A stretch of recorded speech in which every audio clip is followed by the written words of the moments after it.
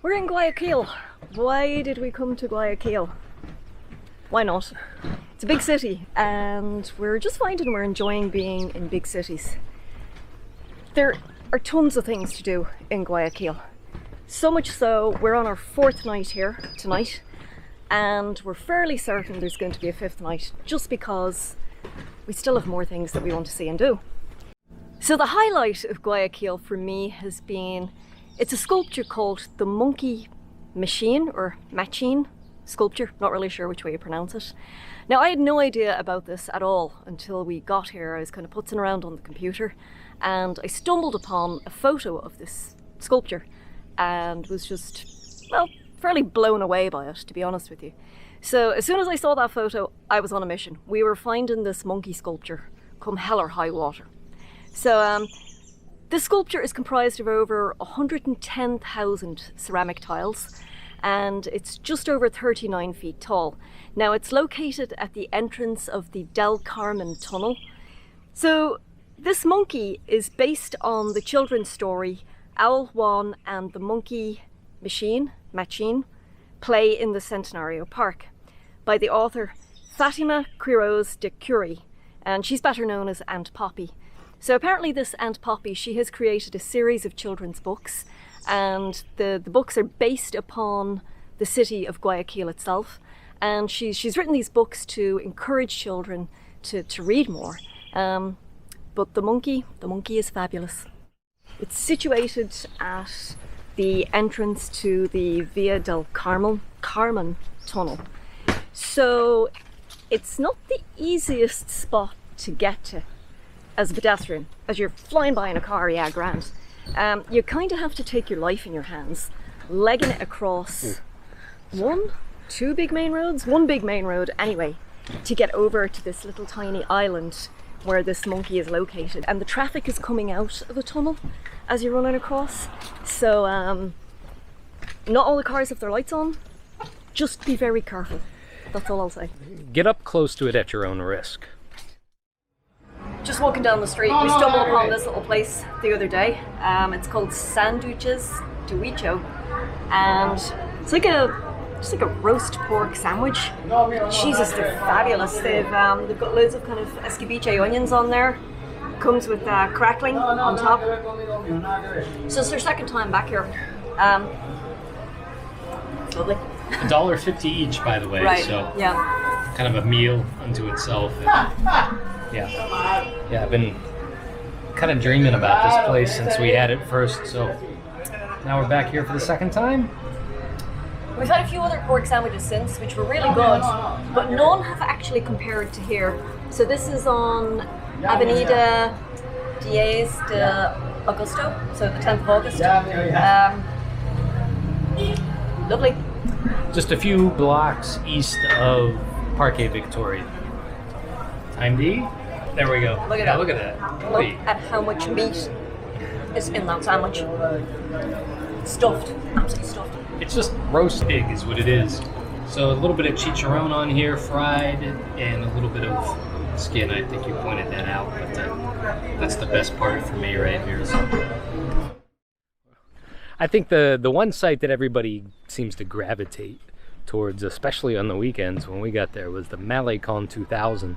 And it's a pretty ambitious project started up by the city, and I gotta say that it's there's quite a lot to see and do. It's not just monuments and fountains and kind of like little areas to gather. There are amusement park rides, vendors, restaurants, cinema, bars. Yeah, there's a cinema as well. There's a giant Ferris wheel. I think it's the biggest in South America. Right. And there's quite a bit to keep you occupied along the Malecón. It's not just a walk and a place to sit and gather. It's so much more than that. So we checked that out. That took a few days actually. We didn't walk the whole length of it in one day. So there was that.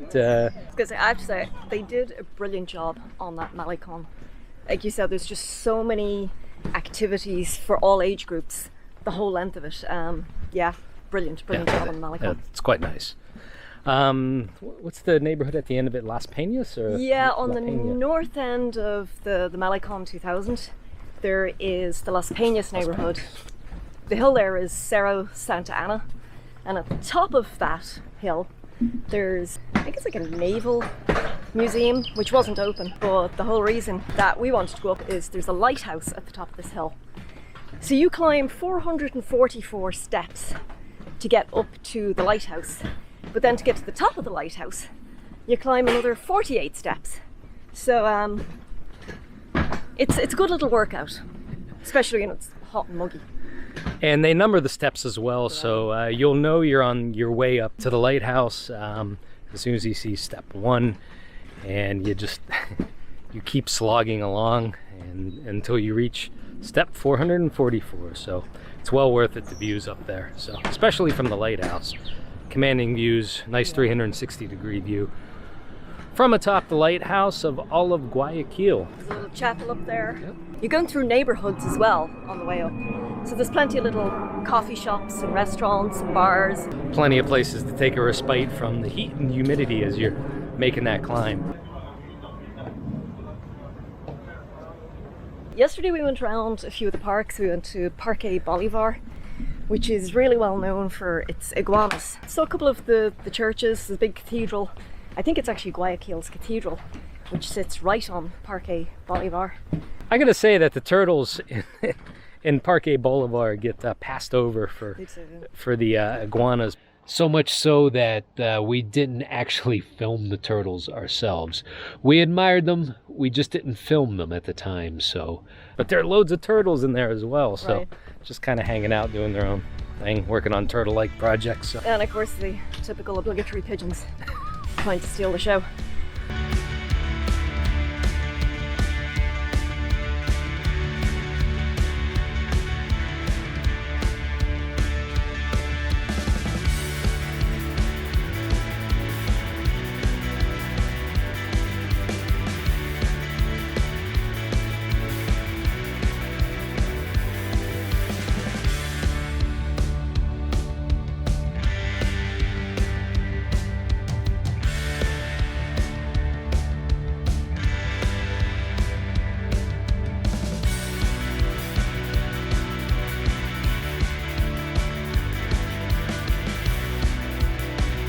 There is a second Malecón that's over in the northwest part of the city.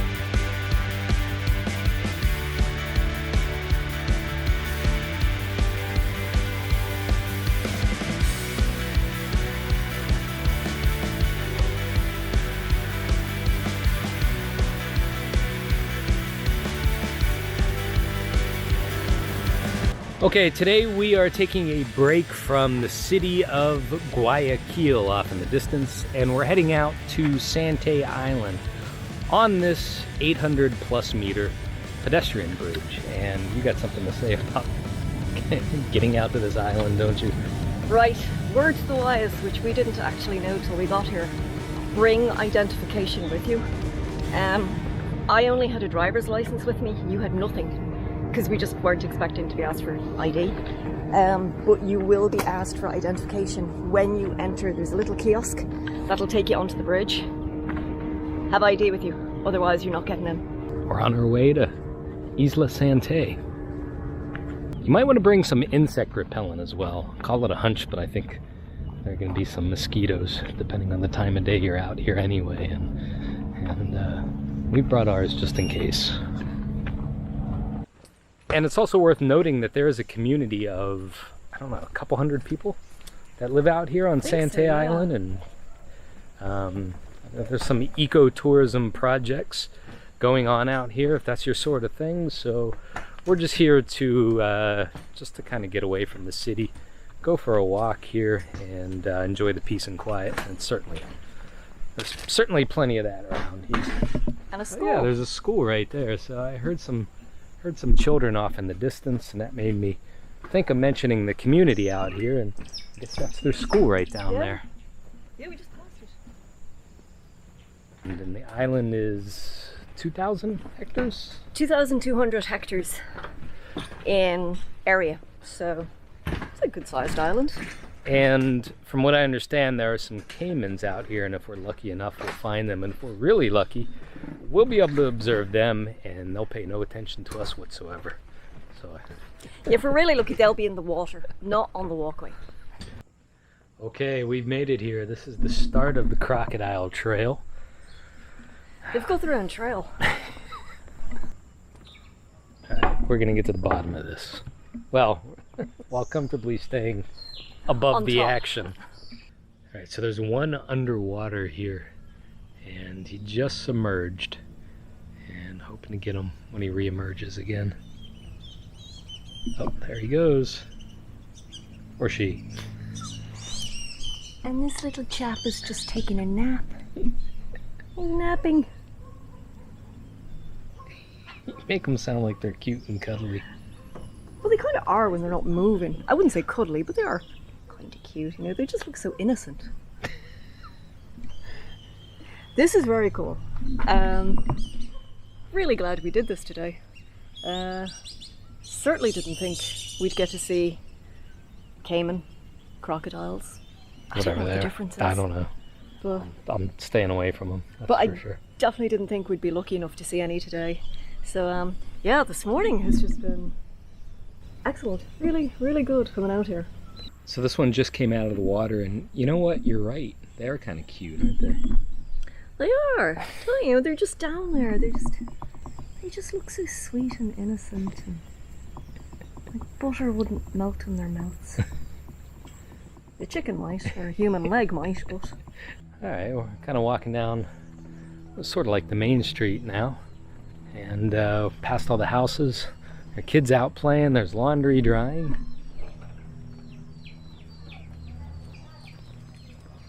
Quite nice little houses here. they are. Homes. Actually, yeah.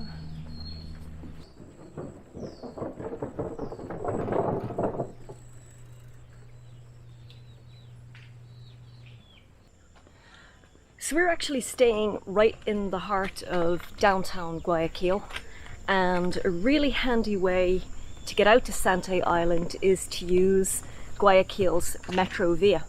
We just took it to, there was a stop, pretty convenient for the bridge out to Santay Island. So what we'll actually do is we will leave a link in the description down below to the map that we found of the Metrovía. Yeah. And it's overlaid on the city, and it's just been dead handy as a way of just getting around and Yeah. saving a bit of time instead of walking the legs off yourself. Yeah, it's like an interactive map. We bought a Metrovía card. The card itself is $2, and then you put some money on there. Each journey that you take is 30 cents. Now, we've bought cards like this in Lima before and in Guatemala City, and each time we've bought one, including here, for two of us, we're able to buy just one card. So one card between two people. So you go through the turnstile and you hand it to the person behind you, and they scan it again, and another 30 cents comes off of your balance there. So And it's no bother. We have checked with the security guards. It's okay to share the card. Metrovía, just to point out, it's just a bus. Metro makes you think it's some kind of train. It's not, it's just a bus. it's just a bus with designated little platforms and exclusive platforms for the service, and you can top your card up at certain stations along the way. It's pretty handy once you kind of get the hang of the system. Jesus, the lengths we will go to get a bowl of soup. But it's not just any soup. This is Encebollado in Guayaquil. And this is fantastic Encebollado in Guayaquil. We've just suffered a packed Metrovía. Missed our stop and had to walk back, all for this. We were here yesterday and we got a bowl of this at lunchtime, and it was amazing. Absolutely amazing. We've had Encebollado elsewhere and it was really good, but this one is just absolutely, completely and utterly mind-blowing. The broth is really thick. There's potato or yuca through it. So it's just simply, it's a fish soup. We got some bread. Each bowl is $2.25. The bread is an extra 25 cents. We are at Picanteria Almanaba de Portete. Again, this was just a Google find, had fantastic rave reviews. We came here, we checked it out ourselves yesterday, didn't film it. The only thing about being here during the day, there's loads of pigeons, which I'm not a fan of. So it's about 6:30 in the evening, 7 o'clock, they're open until 8. There's no pigeons, so I can eat in comfort and I'm very happy.